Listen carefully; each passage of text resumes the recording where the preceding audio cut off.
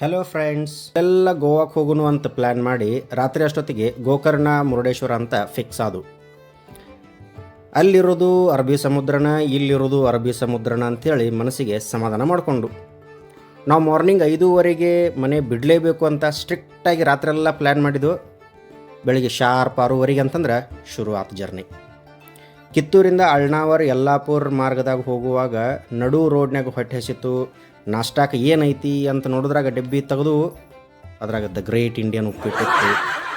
ಅನಿವಾರ್ಯವಾಗಿ ಅದನ್ನು ತಿಂದು ಸ್ವಲ್ಪ ಚೇಂಜ್ ಇರಲಿ ಅಂತ ಚಹಾ ಬದಲಿಗೆ ಕಾಫಿ ಕುಡಿದು, ಇಂಥ ಮೇ ತಿಂಗಳು ಬಿಸಿಲಿನಾಗೂ ನಮ್ಮ ಉತ್ತರ ಕನ್ನಡದ ದಟ್ಟ ಕಾಡಿನಾಗ ತಂಪು ಗಾಳಿ ಬೀಸಾತು.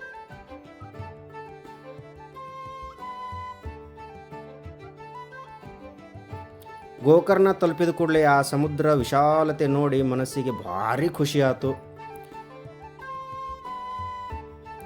ನಾವು ಲಘುನ ದರ್ಶನ ಮುಗಿಸೋನು ಅಂತ ಹೋದು. ಅಲ್ಲಿ ನೋಡ್ರೆ ಲುಂಗಿ ಕಂಪಲ್ಸರಿ ಅಂದರು. ನಮ್ಮ ಕಡೆ ಒಂದು ಲುಂಗಿ ಇರಲಿಲ್ಲ.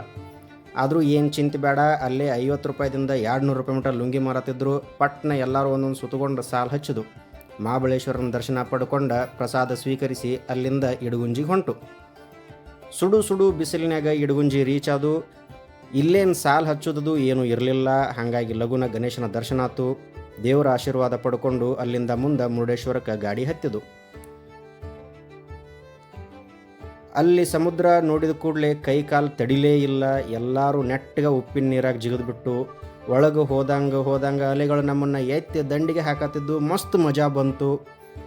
ಸಾಕಾಗುತನ ಆಟ ಆಡಿ ಹೊರಗೆ ಬಂದು ಅಲ್ಲಿ ಒಂಟಿ ನೋಡಿ ಒಂದು ಒಂಟಿ ರೈಡ್ ಮಾಡಲೇಬೇಕನ್ನಿಸ್ತು. ಒಂಟಿ ಮೇಲೂ ಹತ್ತಿದು. ಕೊನೆಗೆ ಅಲ್ಲೇ